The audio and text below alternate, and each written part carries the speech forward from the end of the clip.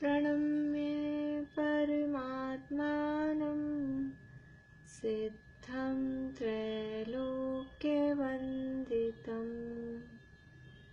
स्वाभाविकचिदानन्द स्वरूपं निर्मलाव्ययम्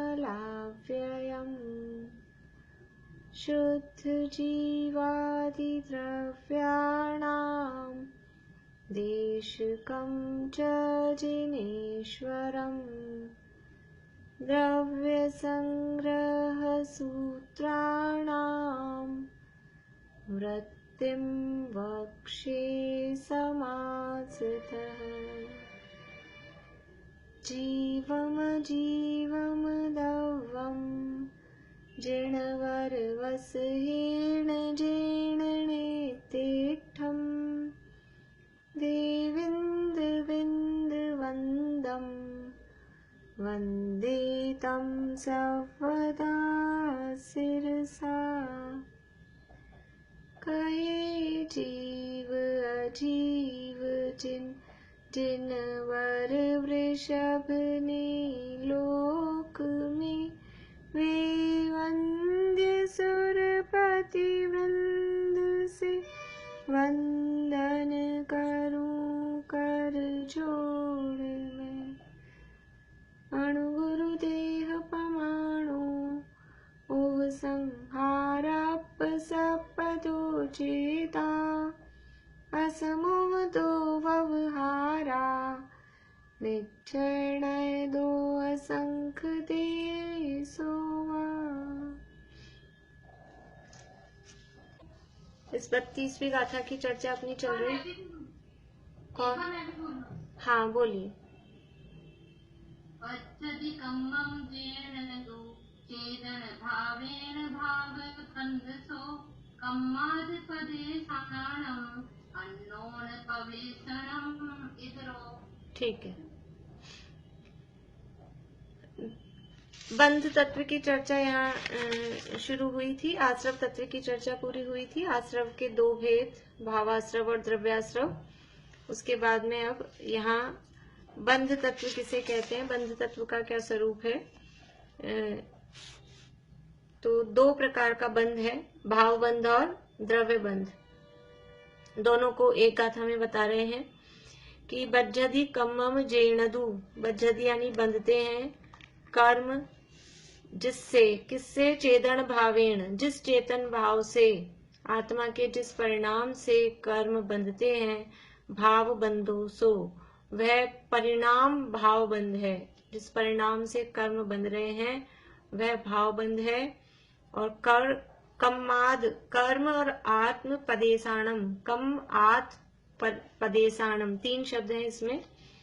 कर्म और आत्म प्रदेशों का अननोन, अननोन यानी एक दूसरे में, एक में एक होना, एक में एक जैसे दिखाई देना, परस्पर में, अन्योन्य, अन्य का अन्य में, अन्योन्य, एक दूसरे में, परस्पर में, पवेशनम, एक दूसरे में जो प्रवेश दिखाई दे रहा है, एक दूसरे में प्रवेश अर्थात एक क्षेत्रावगाह रूप, संश्लेष रूप जो उनमें संबंध हो रहा है वह इधरो, इधरो अर्थात दूसरा, दूसरा मतलब द्रव्य बंध वो है। ऊपर पहले कहा भाव बंध, जिस परिणाम से कर्म बंध रहे हैं वो परिणाम भाव बंध है। और कर्म के परमाणुओं का और आत्मा के प्रदेशों का परस्पर में बंधन होना वो कहलाता है द्रव्य बंध। गाथार्थ पेज नंबर है 104 की लास्ट लाइन। जिस चेतन भाव से कर्म बंधता है वह भाव बंध है और कर्म तथा आत्मा के प्रदेशों का परस्पर प्रवेश वह द्रव्य बंध है। टीका। बज्जधि कम्मम जेनदु चेदन भावेण भाव बंधोसो। जिस चेतन भाव से कर्म बंधता है वह भाव बंध है। ये परिभाषा बता दी सामान्य रूप से।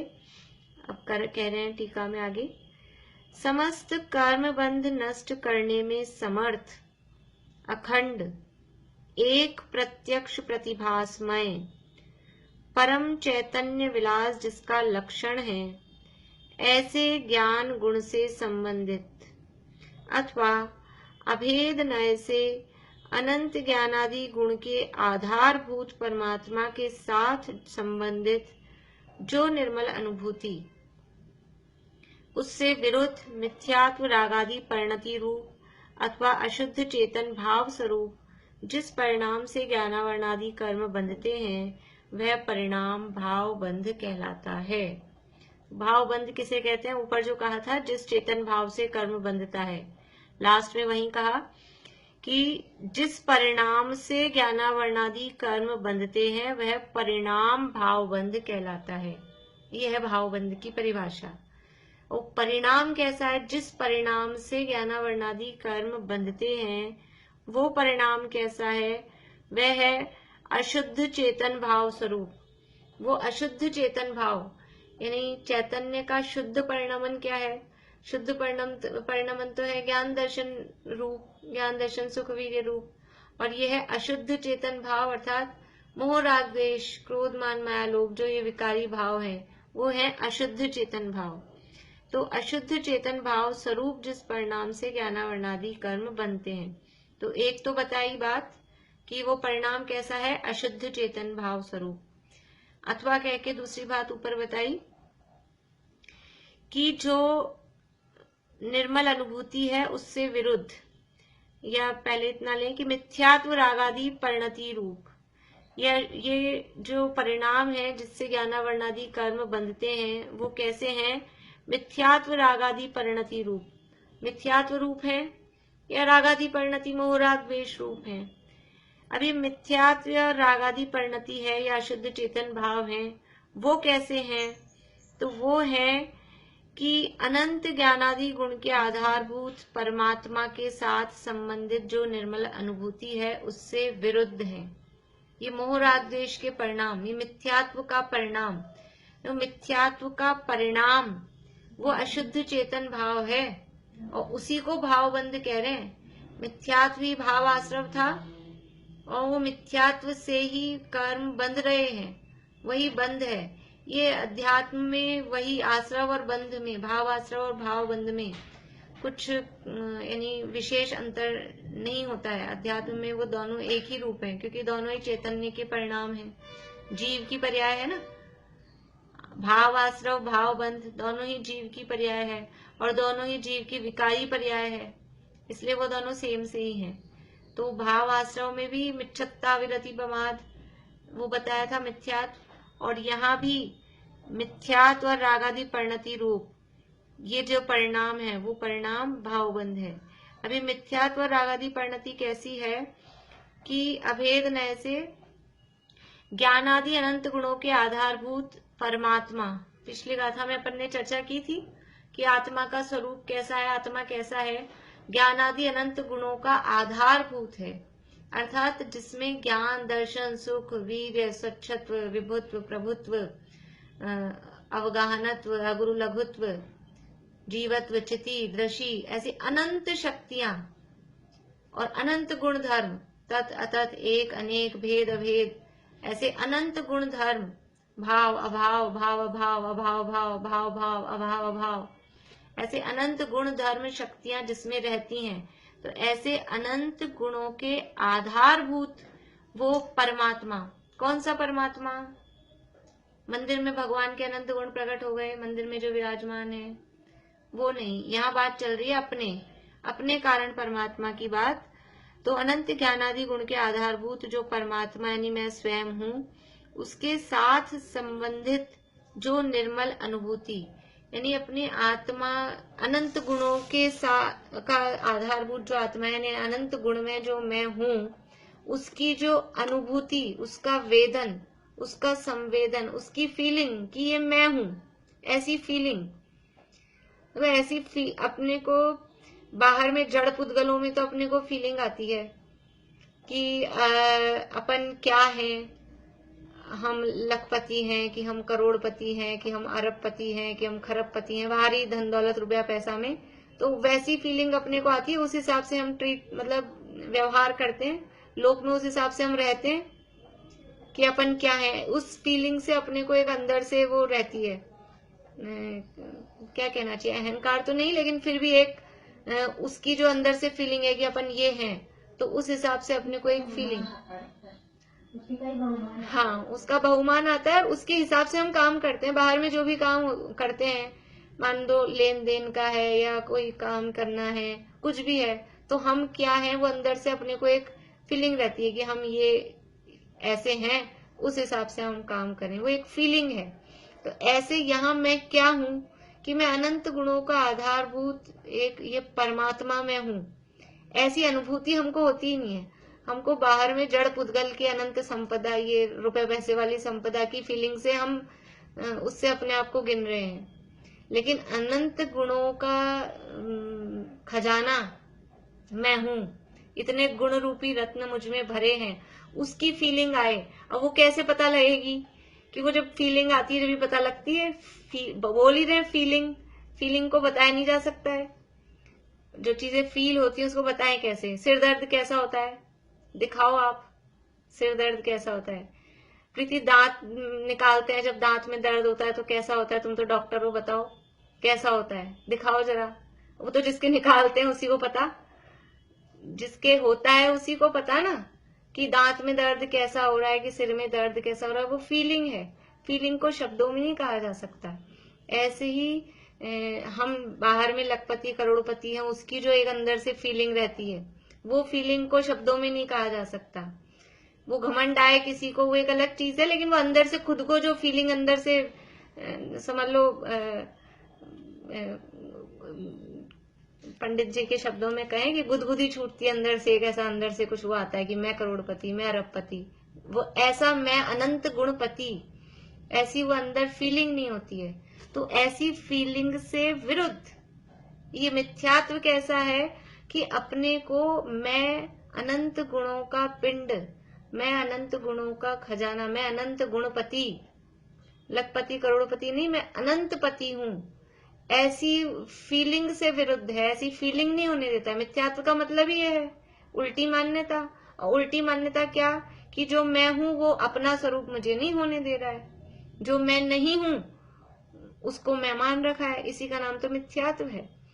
तो अनंत ज्ञानादि गुण के आधारभूत परमात्मा के साथ संबंधित जो निर्मल अनुभूति, उससे विरुद्ध मिथ्यात्व रागादि परिणति रूप वो परिणाम है अशुद्ध चेतन भाव, उसका नाम है भाव बंध। उससे ज्ञानावर्णादि कर्म बनते हैं। तो अपने को मैं अनंत गुणों का पिंड, चैतन्य, स्वभावी भगवान हूँ, ऐसी अनुभूति नहीं होना, वही है मिथ्यात्व, वही है रागादि परिणाम, और उस परिणाम से ज्ञानावर्णादि कर्म बंधते हैं। अथवा भेद अपेक्षा से ऊपर से क्या कह रहे हैं? समस्त कर्म बंध नष्ट करने में समर्थ, सबसे ऊपर आ जाइए दूसरी लाइन पे टीका की। समस्त कर्म बंध नष्ट करने में समर्थ, अखंड एक प्रत्यक्ष प्रतिभासमय परम चैतन्य विलास जिसका लक्षण है, ऐसे ज्ञान गुण से संबंधित। पहले तो कहा था आत्मा से संबंधित, अभेद करके कहा, तो वो ज्ञान गुण का आधार कौन था? आत्मा, इसलिए कहा आत्मा से संबंधित जो निर्मल अनुभूति उससे भिन्न। अब यहाँ कह रहे हैं भेद करके नहीं, ज्ञान में और आत्मा में भेद नहीं है, तो ज्ञान की अनुभूति कहो अथवा आत्मा की अनुभूति कहो। पीछे भी यही बात कही थी, पिछली गाथा में भी इसी तरह के शब्द दिए थे। शुद्ध केवल ज्ञान को अथवा अभेद अपेक्षा से केवल ज्ञान आदि अनंत गुण के आधारभूत वो आत्मा। ऐसा ही यहाँ कह रहे हैं कि वो ज्ञान गुण कैसा है? ज्ञान गुण, यहाँ जो ज्ञान गुण शब्द कह रहे हैं वो कह तो रहे हैं ज्ञान गुण, लेकिन वो किस अर्थ में यूज आ रहा है? वो आ रहा है आत्मा के अर्थ में, आत्मा के अर्थ में उसको ले रहे हैं। तो वो कैसा है? समस्त कर्म बंध को नष्ट करने में समर्थ। कितनी शक्ति है कि ये कर्म के बंध की बात कर रहे हैं, भाव बंध किसे कह रहे हैं? भाव बंध की बात कर रहे हैं, लेकिन वो कैसा है? आत्मा कैसा है? अपने आत्मा का स्वरूप कैसा है कि समस्त कर्म बंध को नष्ट करने में समर्थ है। इतने इतने कर्म बंधते हैं, प्रति समय अनंत कर्म परमाणु आके बंध रहे हैं, और अनादिकाल से लेके आज तक बंधे ही जा रहे हैं, बंधे ही जा रहे हैं। कितना इकट्ठा हो गया? अभी देखा था उसमें संचय, गोमट सार की क्लासेस में, कितना संचय, उत्कृष्ट संचय कौन करता है, कितना इकट्ठा कर लिया। इस भाव में तो हमने खाली अरब रुपया खरब रुपया यही दिख रहा है हमको, और अनंत भावों से हम इकट्ठा करते आ रहे हैं कि ऐसा नहीं, हम खर्च भी कर रहे हैं। हमने ये भी पढ़ा था कि खर्च भी हो रहा है हर समय, अकेले इकट्ठा ही नहीं कर रहे हैं, खर्च भी कर रहे हैं। प्रति समय अनंत कमा रहे हैं और प्रति समय अनंत ही खर्च कर रहे हैं। इतना टर्नओवर चलता है अपना हर समय का, पर समय अनंत को कमा रहे हैं और अनंत ही हमारा जा रहा है। और फिर भी कितना बच रहा है स्टॉक में, कितना है, कितना बच रहा है स्टॉक में, बोलो प्रीति। अनंत अनंत अनंत अनंत तो कितना अनंत, उसका प्रमाण कितना है? पूर्णिमा आंटी बोलिए। हाँ, वर्षा भाभी बता रहे नहीं, प्रमाण नहीं, वर्षा भाभी बोलिए क्या बोल रहे हैं। नहीं नहीं नहीं, हाँ ज्योति जी, हाँ ज्योति जी बोलिए। हाँ, बढ़िया बढ़िया बढ़िया। 1.5 गुण हानि प्रमाण बचा रहता है। अनंत कमा रहे हैं, अनंत ही खर्च कर रहे हैं, फिर भी 1.5 गुना बचा हुआ है। इतना 1.5 गुण हानि प्रमाण वो सत्ता में पड़ा ही रहता है। प्रति समय जितना आ रहा है उतना ही खर्च कर रहे हैं, यानी अनंत आ रहा है अनंत ही खर्च कर रहे हैं, लेकिन फिर भी 1.5 गुण हानि से गुणित समय प्रबद्ध उतना पड़ा रहता है, यानी 1.5 गुना सत्ता में पड़ा ही रहता है। उसके कारण है क्यों इतना बचता है, उसके सारे कारण हैं। तो हमारे पास कितना इकट्ठा है, इतने सारे कर्म इकट्ठे हैं, इतने सारा नो कर्म का संचय कर रखा है, कर्मों का संचय कर रखा है, फिर भी क्या कह रहे हैं, समस्त कर्म बंध को नष्ट करने में समर्थ। कौन समर्थ है? कितना बड़ा ढेर लगाओ कचरे का कि लकड़ी का, वस्तुओं का बहुत बड़ा ढेर लगा है, लेकिन उसको नष्ट करने में क्या चाहिए कि इतनी सी एक तीली बहुत है, एक चिंगारी उस पूरे को जला के भस्म कर सकती है। ऐसे ही कितना सारा द्रव्य पड़ा है कर्म का और नो कर्म का, लेकिन वो सारा एक चिंगारी, किसकी चिंगारी चाहिए कि एक दृष्टि चाहिए, बस एक आत्मदृष्टि, एक क्षण की आत्मदृष्टि, वो सबको भस्म करने में समर्थ है। समस्त कर्म बंध को नष्ट करने में समर्थ। कैसे नष्ट होंगे कि आत्मा की एक क्षण की दृष्टि से वो समस्त कर्म नष्ट हो सकते हैं, उसमें वो समर्थ है। अखंड एक प्रत्यक्ष प्रतिभास में परम चैतन्य विलास जिसका लक्षण है। कैसा है वो? अखंड है।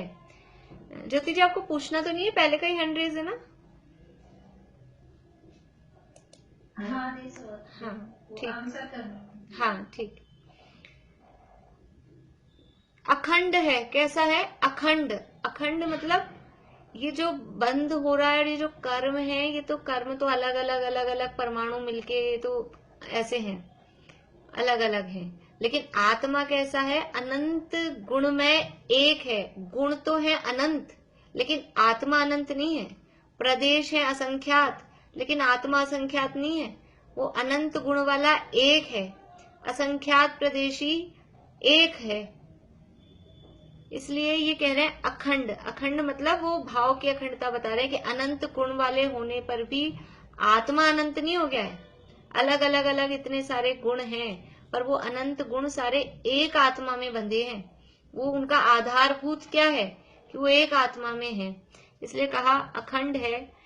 एक प्रत्यक्ष प्रतिभास में, एक ये समय सार में 320वीं गाथा की टीका लिखी जयसेनाचार्य में, उसमें ये पंक्ति है, ये शब्द उसमें आते हैं, प्रत्यक्ष प्रतिभास में अखंड एक। तो प्रत्यक्ष प्रतिभास में, प्रत्यक्ष का मतलब समझ में आता है? प्रत्यक्ष का मतलब है अक्ष कहते हैं। अक्ष शब्द के अनेक अर्थ होते हैं। अक्ष का अर्थ आत्मा भी होता है, अक्ष का अर्थ इंद्रिय भी होता है, और अक्ष का अर्थ आंख भी होता है, और प्रति यानी सामने। तो बिल्कुल जो हमारे सामने है उसको कहते हैं प्रत्यक्ष। प्रत्यक्ष मतलब कि बस सामने दिखाई दे रहा है। अभी यहाँ आत्मा अर्थ भी नहीं लेना है, इंद्रिया अर्थ भी नहीं लेना है, आंख के सामने जैसा या आत्मा भी लें तो आत्मा के बिल्कुल सामने, यानी दिखाई देने वाला। अपन समझते हैं प्रत्यक्ष मतलब बिल्कुल सामने जो दिख रहा है, ऐसा। तो ये आत्मा कैसा है?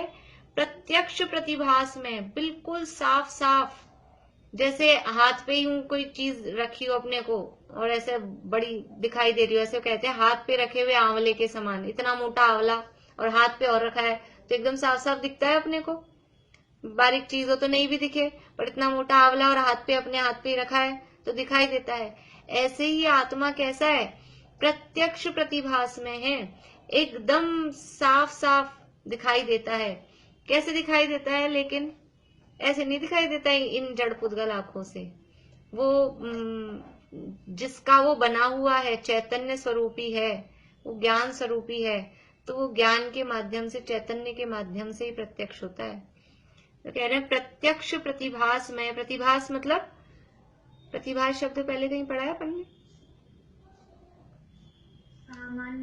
हाँ, बढ़िया। ज्ञानोपयोग दर्शनोपयोग में सामान्य प्रतिभास, विशेष प्रतिभास। तो ये प्रत्यक्ष प्रतिभास, साफ साफ सामने, मतलब बिल्कुल ऐसा जैसे हाथ पे रखा हुआ आंवला हमको प्रत्यक्ष दिखाई देता है, अनुभव में आता है, वैसे ही ये जो आत्मा है वो प्रत्यक्ष प्रतिभास में। और परम चैतन्य विलास, परम चैतन्य विलास। अब ये शब्द ऐसे हैं कि मतलब ऐसे शब्दों से इनका अर्थ नहीं कर सकते। शब्द ही ऐसे हैं कि ये फीलिंग वाले शब्द हैं।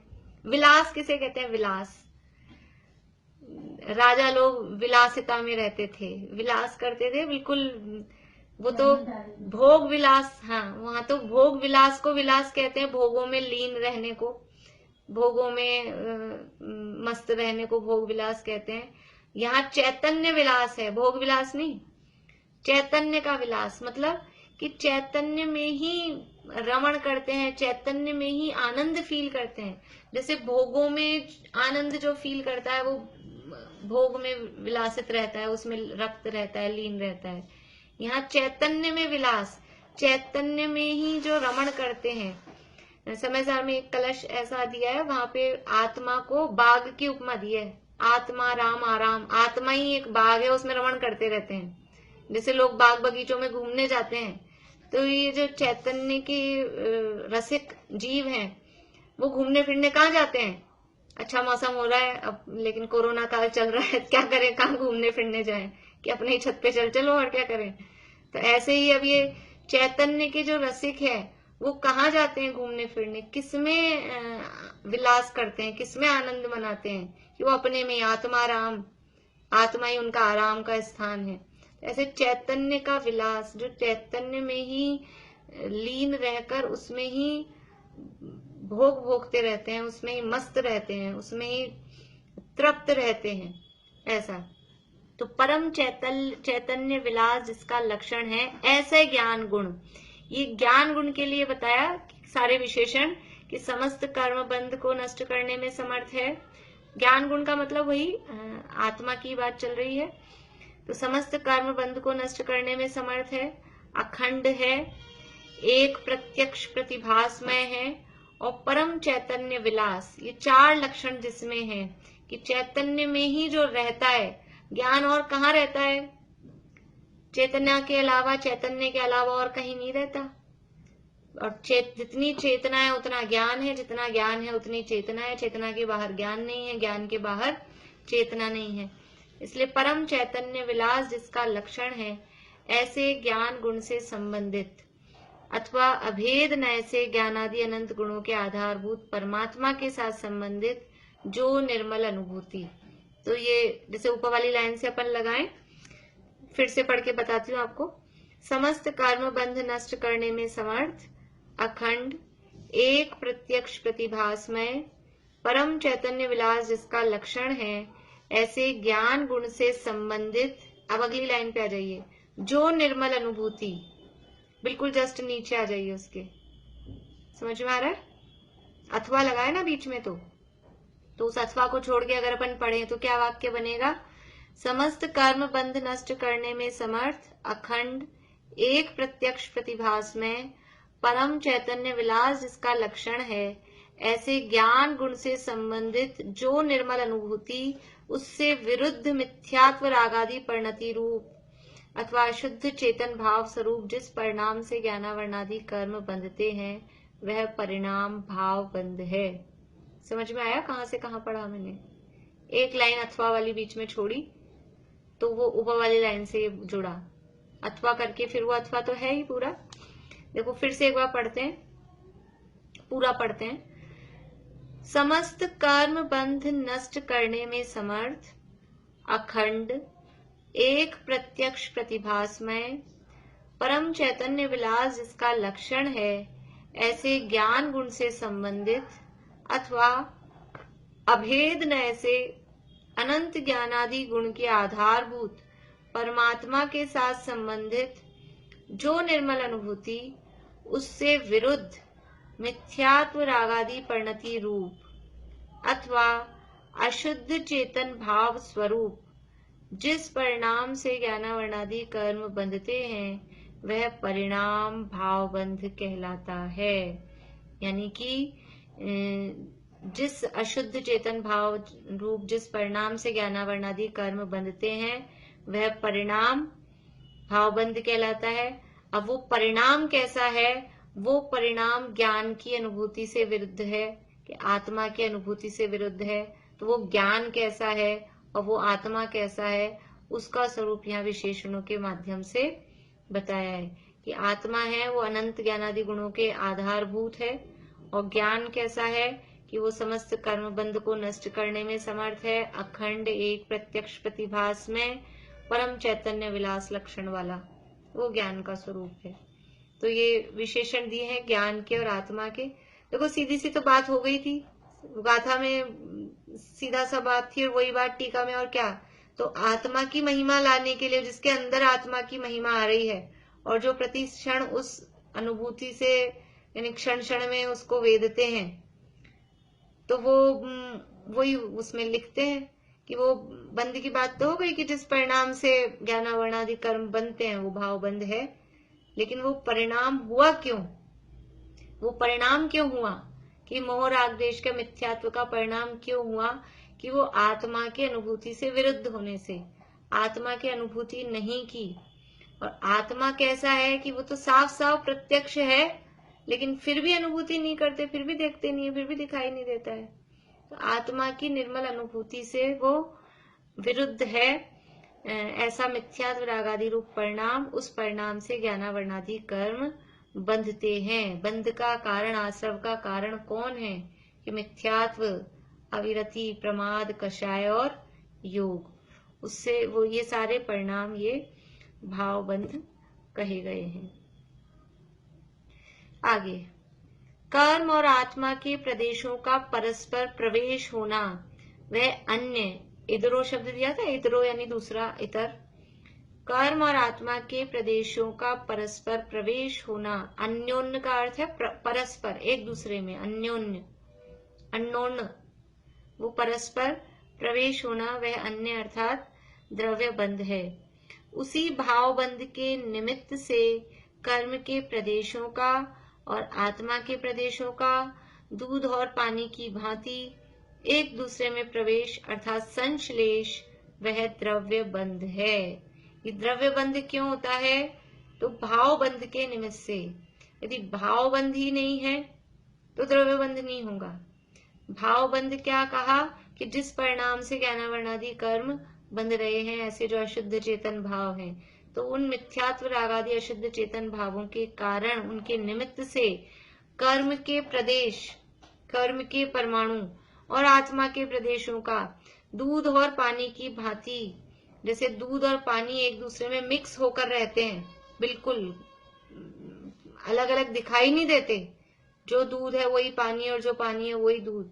ऐसे जो परस्पर एक दूसरे में प्रवेश करके रहते हैं, तो एक दूसरे में प्रवेश अर्थात संश्लेष।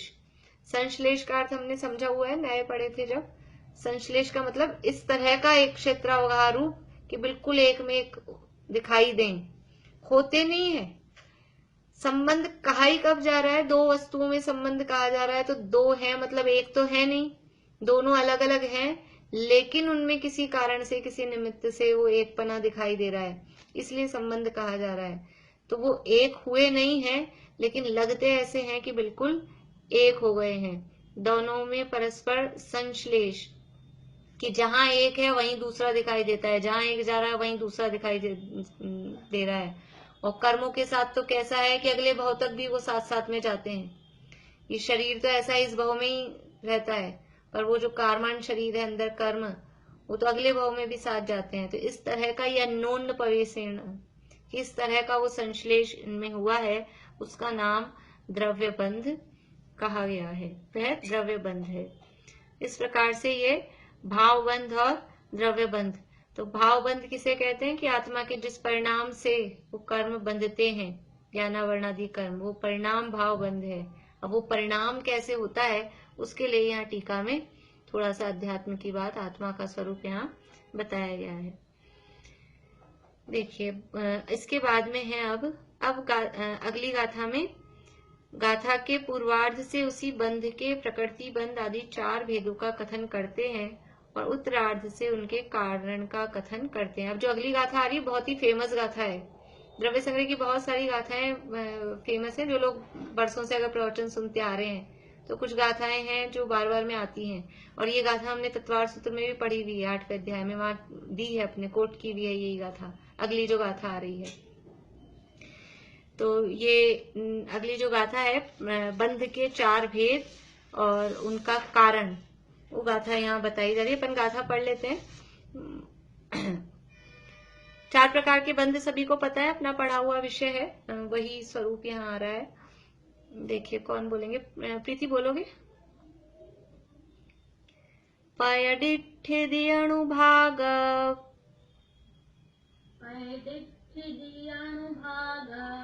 पदेश भेदादु चतुर्विधो बंधो,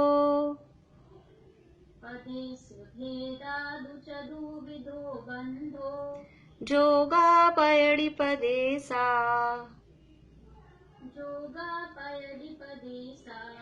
ठिदि अणुभागा कसाय दो होंती,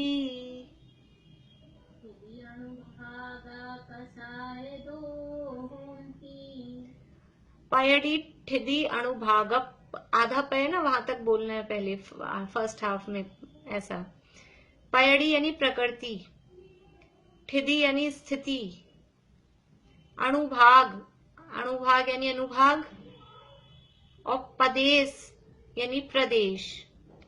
प्रकृति, स्थिति, अनुभाग और प्रदेश भेदादु, इनके भेद से, चतुर्विधो बंधो, चतु यानी 4, विध यानी प्रकार, 4 प्रकार का बंधो यानी बंध होता है।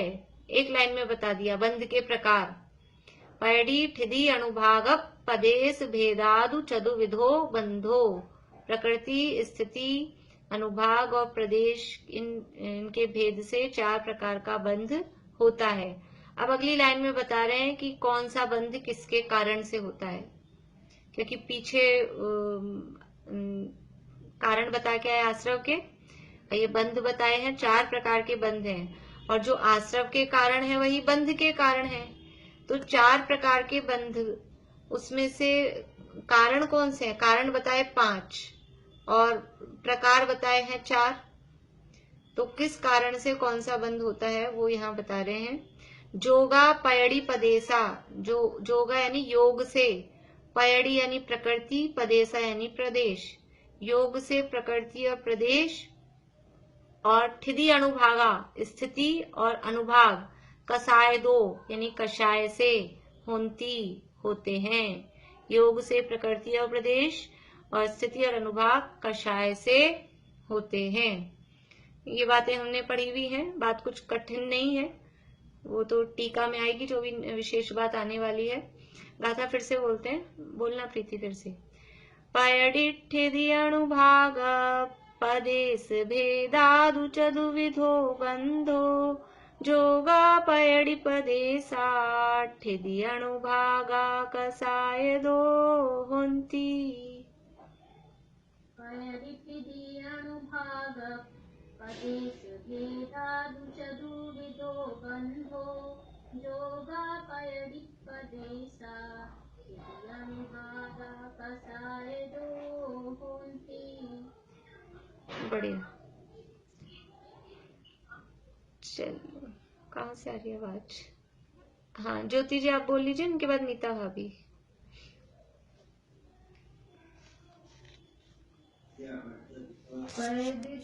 अनुभाग पदेश भेदादु चतुर्विधो बंधो जोगा परे विपदेशा अनुभागा कसाय दो होंती।